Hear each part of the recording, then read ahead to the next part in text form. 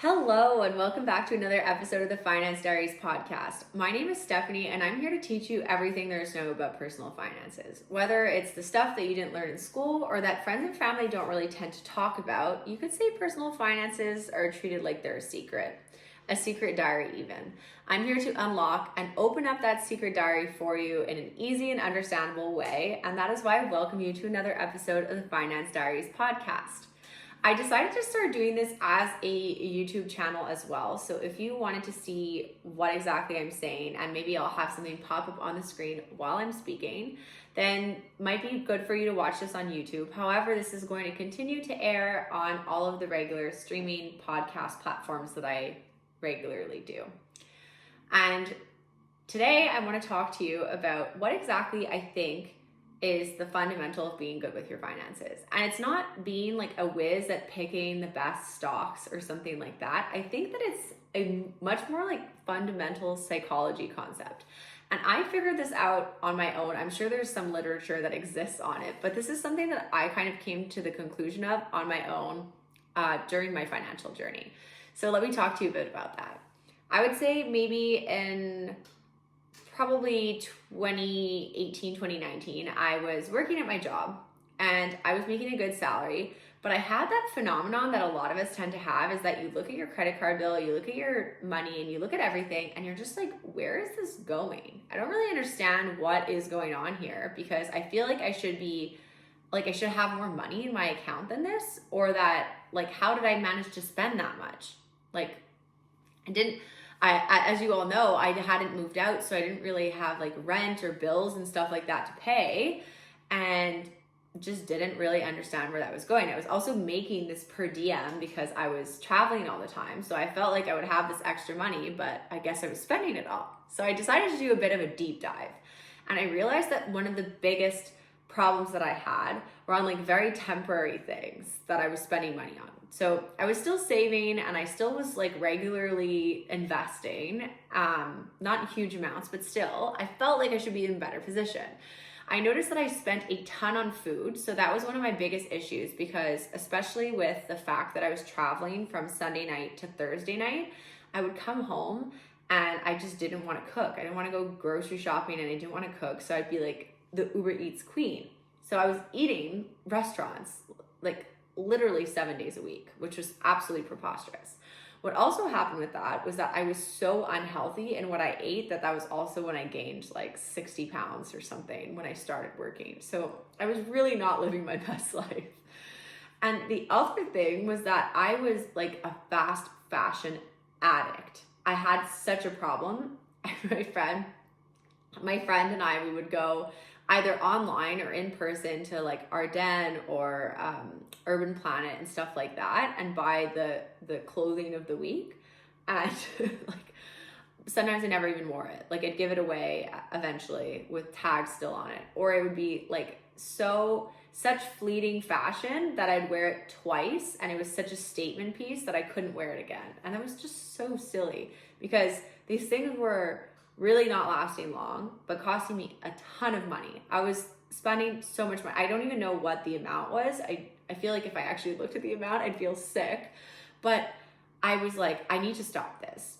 And the thing is, it turns out it's a lot harder to say that than to actually, no, it's a lot easier to say that than it is to do that because I knew what the problem was. I was very conscious. Okay, I'm being unhealthy. I'm getting fat, I'm becoming an actual slug. I would come home and I would just sleep all weekend. I wouldn't do anything because I was unhealthy. It was making me have no energy. And then I was buying more and more clothes because I didn't fit in anything. And it was just, everything was like adding fuel to the fire. So I was like, Stephanie, this must stop. Like this has to stop now. And at that point, I can like show you a picture of what I looked like then. I was really unhappy with myself and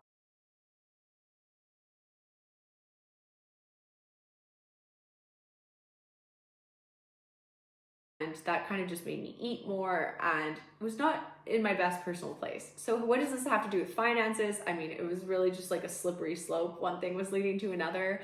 And I was overall just not happy with myself. And like, I don't know if you've ever been in that position, but I felt like I was too big to, like, I know this sounds silly, but I felt like I was too big to go to the gym, that it would be embarrassing.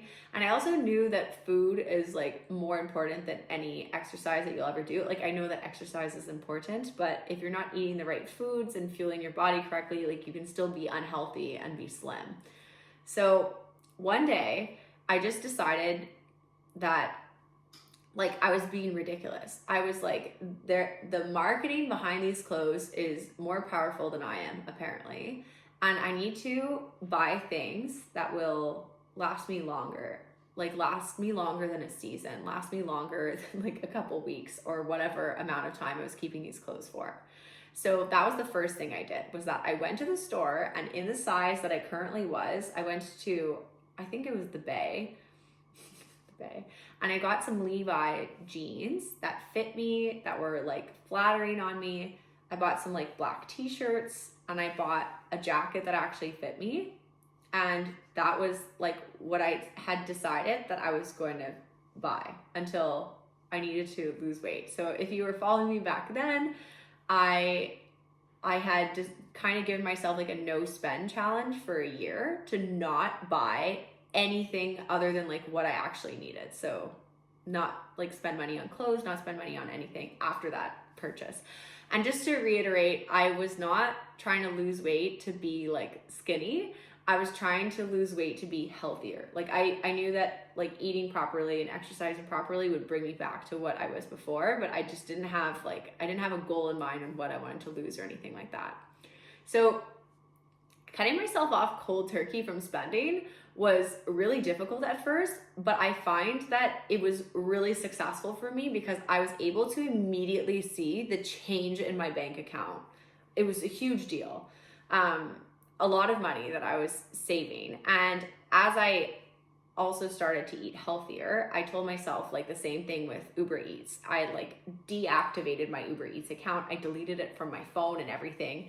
And even when I was at work, I still wasn't using it anymore. What I was doing was that I would go to the restaurant and like pick up the food, which wasn't always very fun. But it also made me more conscious of what I was ordering. And I also was walking more because I was usually walking to go get it. So that was really good.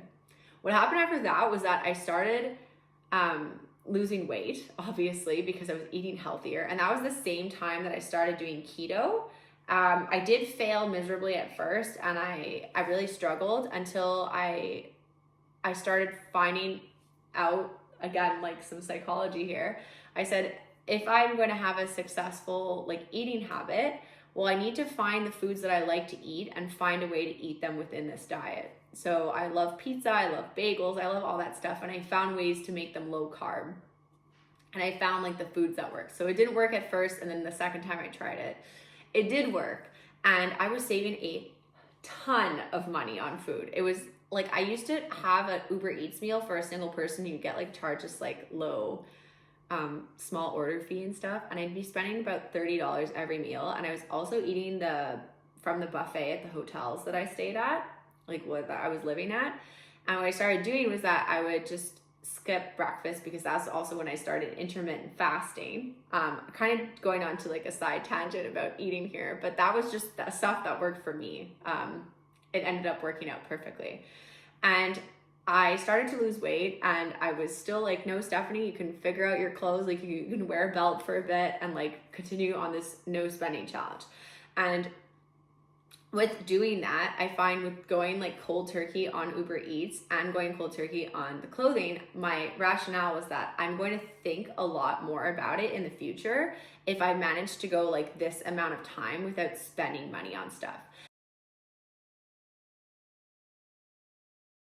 I know that some people will still try to kind of like cut back on things and like do it that way because it's hard to just cut something off completely. But I definitely think that cutting it off completely, it helped me a lot, like tremendously, because I really made do with what I had, and I realized that I really don't need these things. Like, it makes things like a bit harder, like to think about cooking a meal or to plan your outfits when you aren't necessarily always buying something else. But gosh, it helped me so much. So I was really happy that I did those things, because then when that year was over, like I wasn't fully successful. Like there were a couple times that it was just getting ridiculous. Like I had to buy shorts that fit me for the summer because I went from a size like 14 to a size 6. So it did get like preposterous. But I did do some clothing exchanges. My sister had given me some clothes as well. And I did start thrifting then also. So I really wasn't spending what I used to spend. And also with that, I started buying things that will last me longer. Like I didn't buy those, like, I can remember specifically peplum tops, like that was one of them, or those like big bell sleeved sweaters, like just not flattering on my body type and stuff. And I was just more conscious after that about what I was buying, like whether it was going out to eat or if it was clothing or whatever, and really thinking that, like, do I need that? Will I use it? Like, is this something that I'm going to wear more than 10 times, like, to justify it? And that was also where I had spoken previously about the double or the triple method. So if you really have trouble with this and you don't think you can go cold turkey, another like really interesting thing to do if you have a spending problem, really what you want to do is that you want to have more thought into it, especially with like credit cards and debit cards. It's so easy to just tap or swipe or whatever and like online and not really see the money leaving your account. But if you want to see the money leaving your account and you really want to make yourself second guess your purchases, what I suggest is the double or the triple method. So what you'll do is, like, let's say you're shopping online and your cart has $50 worth of items. Okay, well, if you want to buy that $50 worth of items, you need to contribute double or triple, depending on what you choose, to a saving or investing account of your own. So let's say you want to spend that $50. Okay, well, you have to put $100 or $150 into your savings or investments. Like, how fast will you stop spending money?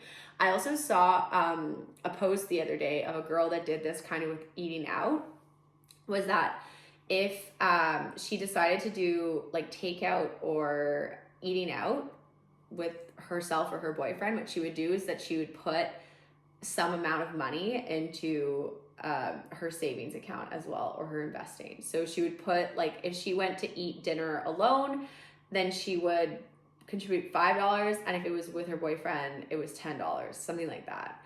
And I thought that was smart too. It's just because you want to make yourself more conscious of what you're spending, and then you will realize that, okay, yeah, it's great that I'm contributing to my savings, but like, was that like $12 burger that ended up being $30 to get delivered me, like, really that worth it, plus the amount that I now need to contribute to my savings? I feel like the psychology behind it is really just deciphering like what you actually need and what will like be worth it, I guess, and what makes you really happy. Because like, there's tons of spending that can still make you happy, but you just want to be more conscious and not be doing it automatically. Like, for example, I had eye surgery, so not right now, but I usually do my lashes because it's something I can't do myself. I love the look of how open my eyes look when I have them done.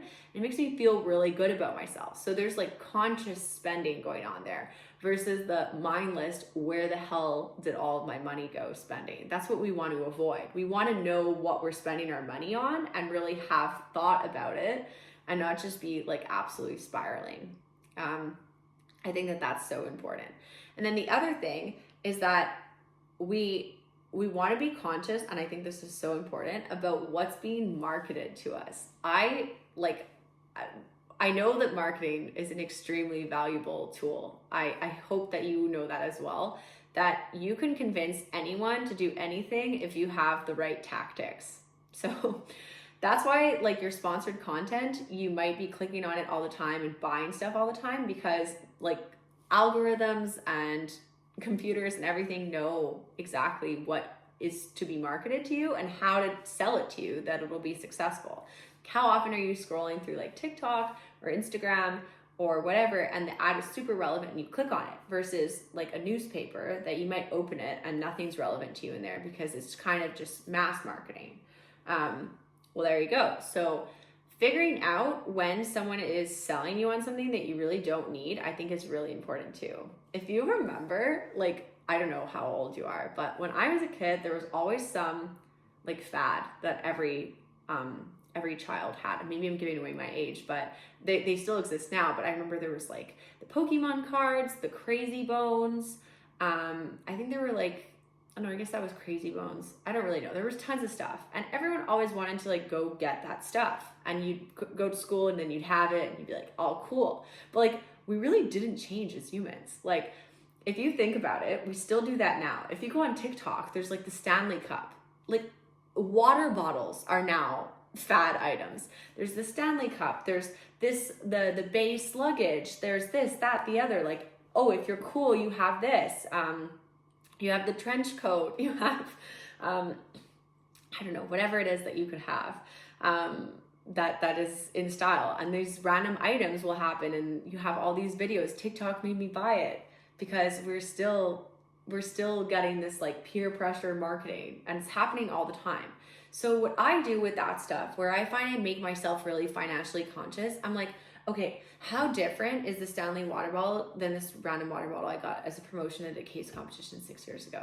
Okay, well, it's insulating. Well, I also have like about 7 insulated bottles already. So why is the Stanley, sorry, not to hate on Stanley, maybe it's great, but I just don't need it. And why does it have to be that brand too? So making myself more conscious of things like that. I'm traveling soon, and I was looking at, I wanted to have kind of a carry-on that wasn't a rolling bag, because I'm not too sure, with like airlines now, you can't always have the rolling bag, and I wanted something I can use on the beach and to like a day trip. Anyways, basically the internet was pointing me towards the base bag, base, I don't know how to say that, BEIS, and whatever, it's super cute, but it's not really affordable. And I'm like, again, conscious of how often I'm really going to use this, and it might get like damaged and beat up, and will I be upset if it's beat up?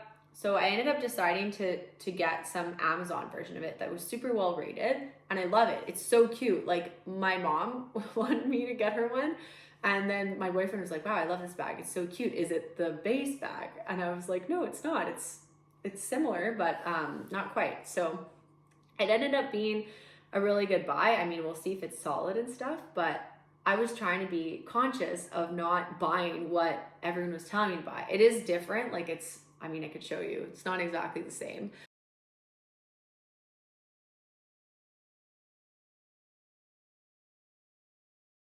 But it was only like 25 or $40 versus like a couple hundred. And I also, like with my luggage, kind of same thing, is that I was maybe gonna get new luggage, and then I remembered that I had bought a set from back when Monos, when they were still launching. I paid like $200 for the small carry-on and the super large bag, because they were just launching, and I remembered I had those in my closet. So back when Stephanie was a wild spender, didn't even remember these luggages. So all this to say is that you have to understand why you're spending money. Like, are you spending money because you need something, it makes you happy, you thought about it in your budget, you can afford it, like, and not be depriving yourself of something else? Or are you buying it because someone told you to, the internet told you to, you have an actual spending problem or something like that? I think that it's really important that when you can decipher why exactly you're spending the money, that you become a lot more conscious of every dollar that you are spending.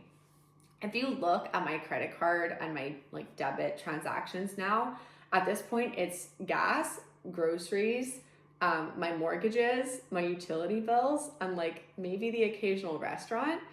I hardly ever spend money on coffee anymore. It was just something, again, that I know people get so annoyed when you say that you can save so much money when you spend coffee, but it's because you freaking can. Not spending $7 twice a day on a latte, like, that's $14 a day. It can go to, that covers my lashes basically. And the same thing with like why I stopped doing my nails. I started doing my nails myself. I got a gel kit because it's something I can do myself. I don't like just watching TV. So when I do turn on the TV, it's a time that I like to do something like with my hands. I'll either be knitting or doing my nails, and like it doesn't take anything away from me, stuff like that. So there's times that I will splurge, so like my lashes, times I won't with my nails, and stuff like that. And just knowing where the dollars are going, and never opening my statements and being like, oh my gosh.